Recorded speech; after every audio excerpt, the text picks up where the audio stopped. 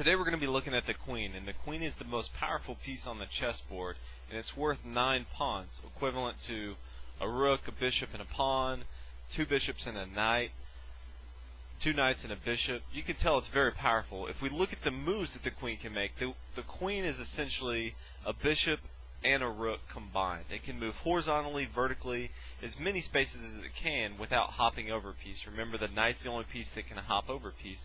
And it can also go diagonally as many spaces as it can. If you look at the diagram, as you can tell, in open space, the queen can move around much more. The queen is really good, when you think about it, as far as development, the queen is really good supporting other pieces. When you look at the beginning of a chess game, you really don't want to bring out your queen too early. You really want to have it supporting your other pieces. One of the common mistakes people make in starting out the chess game is they try to bring their queen out too early, and this is just a common mistake. You may see something that looks like this, just a basic example, but white starts with e4 and black responds with d5, and after white captures, black recaptures with his queen, bringing out his queen a little too early.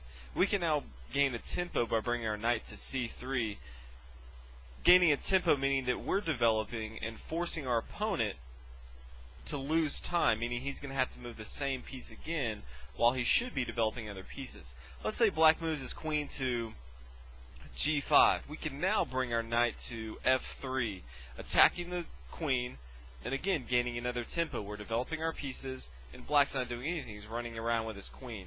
Let's say he moves back to h6. We can develop another piece, our pawn to d4, and then we're again attacking with our bishop. Let's say he moves to f6. We can now bring our bishop into the action, attack the queen. He can't take our bishop because we have our knight here on f3 defending it. Let's say he moves to f5. We can bring another bishop into the action to d3, and we're just chasing the queen around. Too many beginners have the mistake of bringing out their queen early and trying to have some fancy trap, but when it doesn't fall through, when it doesn't come to fruition, the other team is just going to have a lot of developed pieces, and the queen is going to be running all over the board. So you don't want to do this. Another thing you want to keep in mind is if your opponent is bringing their queen into the action early, you simply want to develop your pieces. You don't want to basically do what the other side wants you to do, and that's fall for a trap. Too many people make an incorrect move because they're only looking at the queen. Just simply develop your pieces, let the queen run around, don't worry about it too much, and in the end, if you look at this position, white's clearly better off. All their pieces are developed. We can castle kingside, we can get our queen involved. Black has none of their pieces developed. All we were doing is simply developing our pieces, central squares like before. We're not developing our pieces to a3 with our knight and h3 with our knight, chasing around the queen the incorrect way. We're simply developing to the center like normal, and at the same time we're chasing around the queen. That's the right way to do it. The wrong way to do it is going to abstract squares trying to chase the queen around. So the queen is very good at supporting roles. As you see here, the queen came out and tried to do all the attacking by itself. The queen is not very good at attacking simply by itself. What you want to do is have the queen stay back a little bit. So in a regular game you may see, let's say both sides open up with their knights, maybe a Roy Lopez opening here.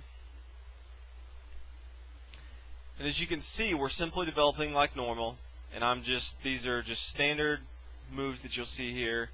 Both sides castling, we're getting center control, king safety here, opening the lines up, and yes, the move order can change a lot.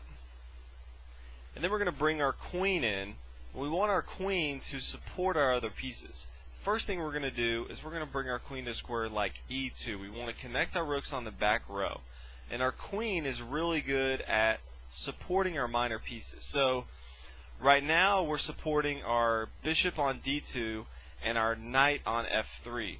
If there's a long diagonal for a bishop, you a lot of times want your queen behind it to support it, so that if someone were to take that bishop, then you can now defend that by recapturing whatever piece that is. So if this pawn wasn't here on d3, we would be supporting this bishop on b5. You always want to have your queen supporting different pieces. Again, we're also supporting this pawn on e4 right now. You want to have your queen supporting pieces in the beginning. Later on down the road where some pieces are off the board, then the queen can do a lot of attacking.